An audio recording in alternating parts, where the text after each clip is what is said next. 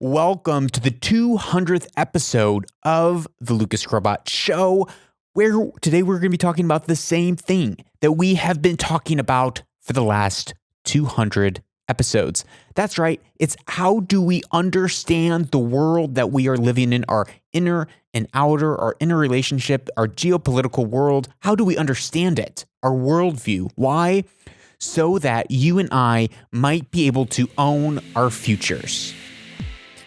Hey, it's Lucas Scrobot, and you're listening to the Lucas Scrobot Show, where we uncover purpose, pursue truth, and own the future. This show is all about understanding our worlds, not just our geopolitical world, not just this really is our worldview, but it's understanding how our lives ought to be ordered, how to have healthy and whole relationships, how to understand the highly complex systems that are happening in the world. Why? So that we can exercise the agency that we've been given so that we can really shape the future for the better. Because you and I, we want to leave an impact. We want to live out our purpose in the earth. We want to fulfill our destinies. Do we not? But there are some things that they often hold us up from achieving that. Finances, relationship issues, sometimes health issues, sometimes people are just mean. I mean, there are a lot of mean people in the world. Anyone who thinks that humanity is basically good just needs to spend, a good half hour with the toddler and realize that her humanity is basically selfish. There's a lot of selfish people in the world. We have problems like self-doubt, depression, anxiety, lack of purpose, meaning, feeling stuck, nihilism, confusion, wondering if we're doing enough, wonder if we are enough, are we being enough? Questions like, is there a God? How should society function? How should society be fit together? What is the meaning and purpose of life? What is truth? Is there truth? Can we even know how we ought to view the world? Can we even know what is right, or is it all relative? Well, as I said, we have been having this conversation since episode 1. And in episode 1, I interviewed Dr. Michael Wesch. And here's a clip from that episode. The main questions that have driven me my entire life and that drive most of the people around me and that drive my students are not the same questions that are driving, say, my friends in New Guinea or other people around the world. And those questions are, who am I? What am I going to do? Am I going to make it? So those three questions represent like three really big domains of life, like the domain of identity, like who am I? Like, what do I stand for? That kind of thing. The second one is more about occupation and actually making a living. What am I going to do? Which can also have a moral dimension, of course. And then the third one, am I going to make it? Is this constant concern of risk and doubt that permeates our worlds. And so I bet it's really hard to find anybody we'll start with Western society for now. Like, I bet it would be hard to find anybody in Western society who isn't asking those questions. And we started off asking this very question, episode 1. It's interesting when you start something and you begin a project, oftentimes we don't realize that the seed, the idea that launched a project, whether it's this project, the show, or maybe a project that you're doing, oftentimes that idea that birthed it, that launched it, it actually finds its way many iterations down the line. And we were 200 episodes in over the last 2.5 years. And today, as I was thinking about, 200 episodes, what does this show become? What is it about? And I realized we are still talking about the very same premise. Maybe a different shade, maybe it's turned a little bit, maybe it's developed a little bit more. It's matured from just this germinating seed to growing into more complex ideas, looking at different verticals and avenues of life, but it's still the same questions. Who are we? What are we going to do? And are we going to make it? Now, there's the underlying thing in there that we have been dealing with in this generation in the last 150 years, since we've been beginning to ask that question. It really comes back down to, what is my purpose, and can I achieve that in the world? How am I going to live in this complex world? And as I said, are we going to make it? But with that is this underlying idea of transcendentalism, this idea of wanting to achieve our destiny, this idea of wanting to change the world. And that is a luxury that we shouldn't take lightly. Because what that really means is that a lot of our basic needs in life have been met. We're not asking questions of, how am I going to eat today? We're not wondering, am I going to get robbed on my 3-hour hike to get water? And when I do get water, is it going to be clean, or am I going to get sick? We're not asking these questions. A lot of these needs are met, which allows us to begin to ask deeper and bigger questions, but also can lead to this trap of this idea that we all want to change, or all should change the world. And it's a trap because we can get stuck in it, and it can cause us to feel paralyzed. It can cause us to feel like we're not doing enough. But we didn't begin this show as much as talking about how do we understand the world. We kind of skipped over that initial premise, and we launched straight into, you are a change maker, you should go out and change the world, without realizing that if we don't understand the world that we are in, we could fall prey to actually changing the world for the worse. Just because we have good intentions, just because we want to do good, we want to do things that make us and other people feel good, that doesn't actually mean we will have a positive impact on the world. In fact, it's probably more likely we're going to have a negative impact on the world. Why do I say that? It sounds extremely pessimistic. But look at our lives. Oftentimes, we have a hard enough time taking care of and managing our own life. Oftentimes, we think we have brilliant ideas, but then the play out of those ideas don't go the way that we think. But we are, in many ways, influencers. And we've talked about this way back on episode 14, where our words have powers and able to shape people's worlds for the better or the worse, depending on what we say, depending on the grace that is seasoning our speech. So we have these micro transactions that we make every day when we talk to people, from how we spend our time to the jobs that we do, the products we create, the products we consume. And all of those really tiny micro transactions do make up the fabric of society, and essentially will be transmitted down to our children and our grandchildren to varying degrees, because there's many other things that are impacting one of another in culture.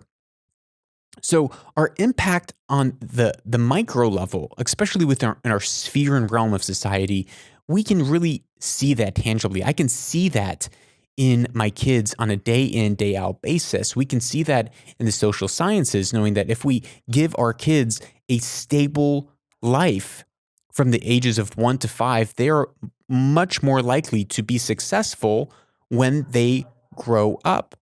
But when it comes to the macro level of massive systems, whether they're governmental or the ecosystem or business, economics, the media and entertainment center, most of us, we're not going to have this massive reforming impact on those systems. And when it comes to reforming those systems and making the world a quote unquote better place, actually we should be a little hesitant, because myself is included in this. We actually have I have very little understanding of how these massive complex systems work within the world. Just take a simple example, micro and macroeconomics. Now, unless you have studied those and you are in the world of economics every day, you probably don't know very much about how the resources of the world flow back and forth, how income and wealth is created, how banks use leverage, how bonds are packaged together. I don't feel like I know all that information very well. So it would be foolish of me to, as I'm living on this incredible grid where I have a phone, I'm able to talk to you, you're able to listen to this, we have electricity, we have flowing water in our house. It would be foolish of me to wake up one day and say, you know what? I think we need to reform and just totally tear down this system of thought that has been built upon for thousands of years, systems, highly complex systems that have been built for thousands of years. We should just do away with it, because I have a better idea. I have something that I think seems more fair or more equitable. It seems kinder than the system that we live on today. And we don't realize that we can actually be cutting off the very thing that is giving us life, because there's these huge invisible systems around us. As I mentioned earlier in the show, we have this generation that has most of their basic needs on Maslow's pyramid met. So we're striving for this transcendental enlightenment, purpose. We're straining to achieve the vision and destiny of our lives, like little demigods on earth, wanting to change and recreate the world and re-envision the world in something that is more just and more fair and more kind. And I'm included in that. I want to see a more just, more fair, and more kind world.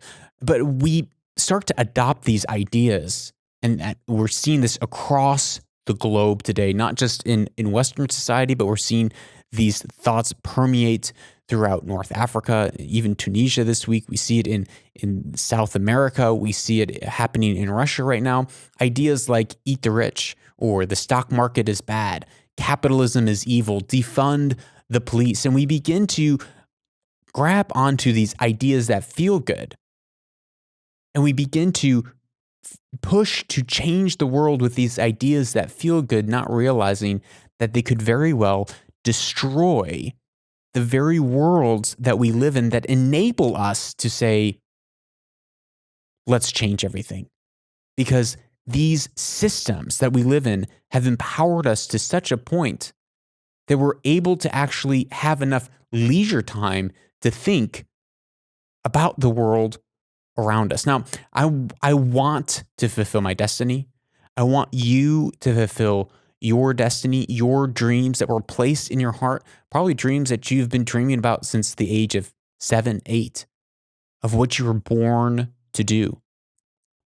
Tell me, what happens when we finally find ourselves in that place where we have the power, we have the authority, we have the influence to change the world, but we've never actually developed a worldview that is productive and healthy and bearing good fruit, doing good, not just feeling good, not just having ideas that warm our hearts, but actually doing good in the earth. Because there are many people who, when they're young, we adopt these ideas that makes us feel good. It makes us feel kind and genuine. But when they're actually implemented in the world, they fail. But if we don't have the humility to take a step back and evaluate these ideas for what they are and say, okay, maybe this isn't the greatest idea, then we'll begin to implement those. And we won't budge off of those. Here's Dr. Stephen Hicks explaining how this phenomenon happens all the time in academia.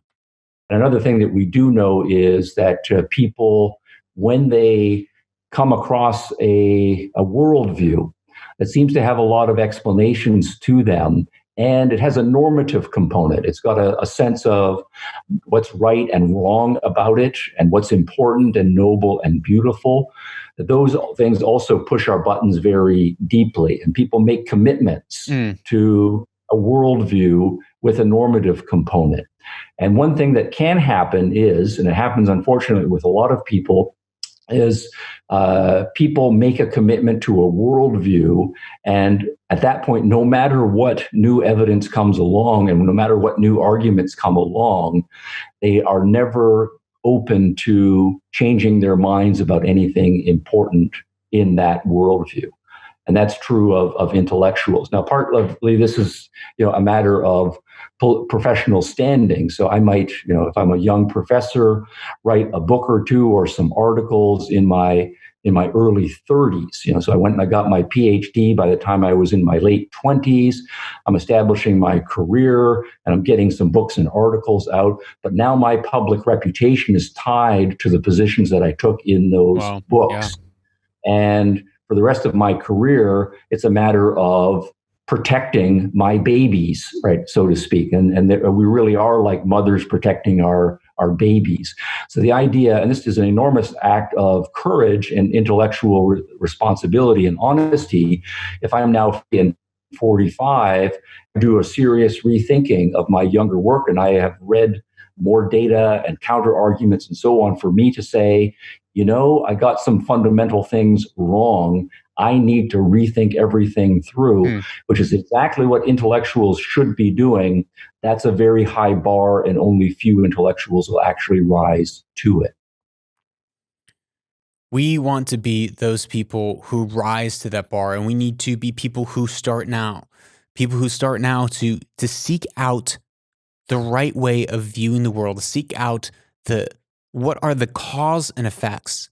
Okay, so when we adopt an idea, what happens when we implement that idea? What happens in society? What has happened in history when these ideas have been implemented? What happens within families and to the fabric of society when we implement certain ideas?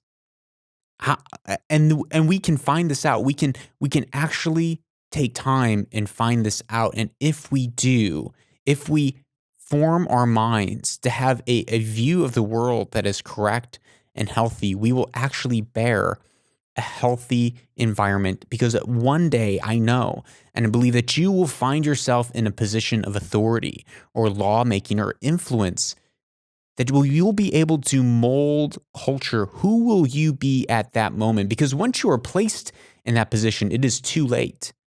It is too late to try to change or update or quickly go and understand the world around you in a better way. And what happens if the ideas that you begin to implement are bad ideas? As I grow older, I find it increasingly hard. When I was young, I thought, it's really easy to change the world. But as I grow older, I find, and I believe that seeing reform within society is extremely difficult, and it requires an incredible amount of commitment and resilience throughout decades. And we have to be satisfied in many ways with seeing reform first in our own life, seeing and being able to manage our own personal lives first, our own relationships first, our own emotions, our own inner world first, our own house, our relationships, our kids and our families. Because if we can't control the things that we're in control over, which is ourself, how on earth do we think that we can control other people? It first comes back down to mastering ourselves, mastering our personal world, mastering and enriching our families and relationships around us. Because if we can't do that, then why on earth you and I think it would be very presumptuous to think that we could make the world a better place if we have a hard time making our family and our relationships a better place. So it all begins with understanding the world rightly, because contrary to popular opinion, not all roads lead to the same place. There is a right and there is wrong, and different ideas have different consequences. Different social structures will produce different qualities of life, some for the better and some for the worse. Here is Dr. Stephen Hicks again with another clip from a previous episode. But the example I like to give here is the example of Botswana. If we're going to focus on Africa, for example, so I like to look at Botswana, which is a landlocked southern African nation, and its neighbor Zimbabwe, another landlocked southern African nation, and both of them were colonies, right, of the British, right, up until the 1960s or so. Both of them similar histories, tribal mix of natural resources. Actually, the Zimbabweans have slightly better natural resources. Botswana is mostly Kalahari Desert, if you look at the geography. But both of them achieved independence, right, from the British. So everything then is pretty much the same history, same mix of tribes, religions, natural resources, colonial history, and so forth. Both achieve independence. What the Zimbabweans decide at that point is we are going to effectively stop doing everything that the British wanted us to do, and we're going to import a different ideology. So, long story short, they decided that they were going to become Germans of a certain sort and become Marxist revolutionaries, and so they became a kind of communist socialist state. But what the Botswanans did was to say, after they got rid of the British, just to say, we think the British institutions are common law, education, markets, and so forth, pretty good, and we're going to take ownership of them and be self-ruling and so on, and we're going to continue, in effect, to do things the British way. So what we have is almost a perfect social science experiment where one country says, we're going to use British institutions, the other says we're going to use imported German institutions, and Zimbabwe became a basket case, and Botswana became one of the richest, if not the richest, Southern African nation. And my understanding is, if you look at the current numbers, the average Botswanan right now is about 8 times as rich as the average Zimbabwean, and lives more than 12 years longer than the average Zimbabwean does. That is an amazing difference and picture of how two different ideas will produce two different results.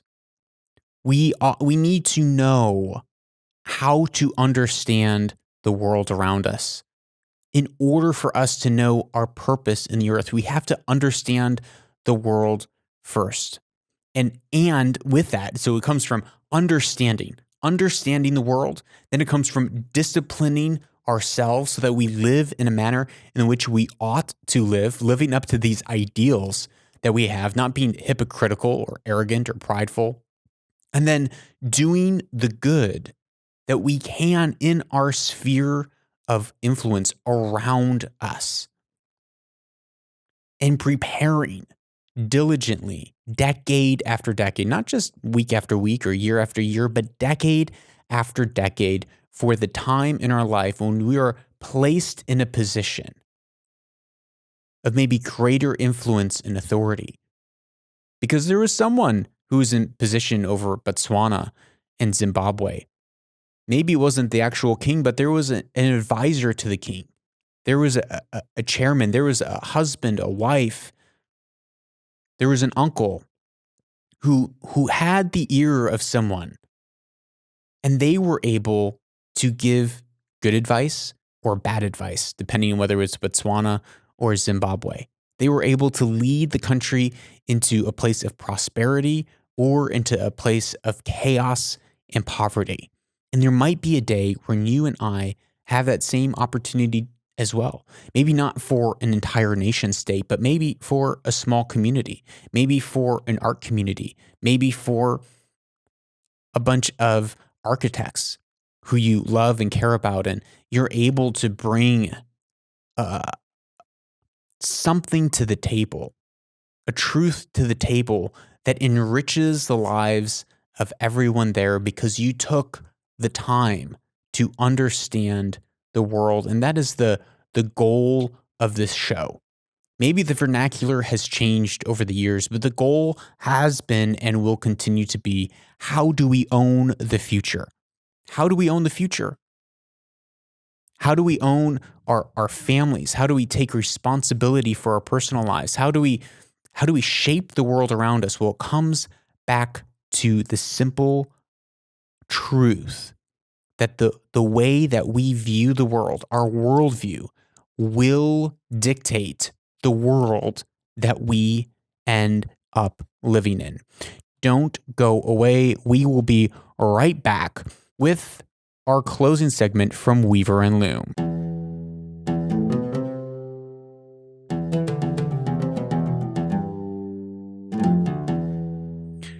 Welcome back to Weaver and Loom, a segment of the show where we take ancient quotes, ancient wisdom, and we weave it into our everyday lives so that we can own our future and weave our destinies. Today's quote goes right along with what we have been talking about today.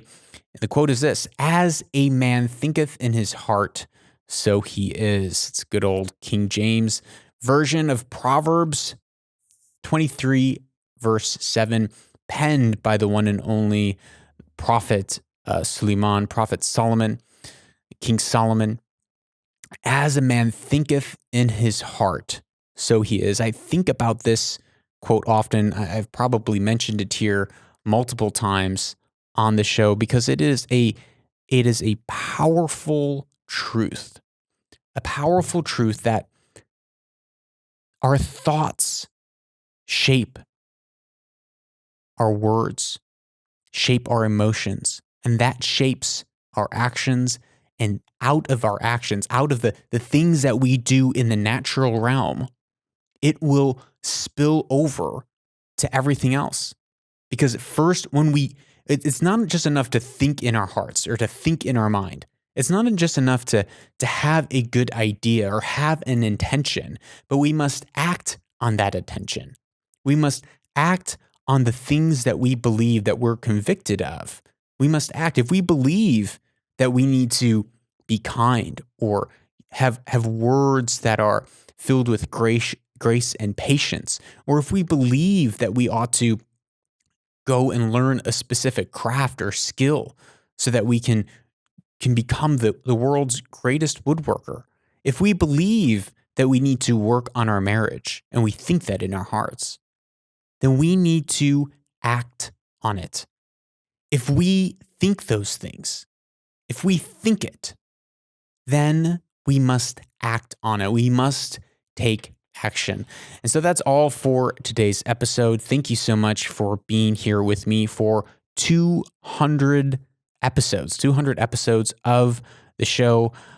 Speaking of taking action, my book, Anchored: The Discipline to Stop Drifting, is all a book about taking action. I wrote this book in a time where I felt like I was never doing enough.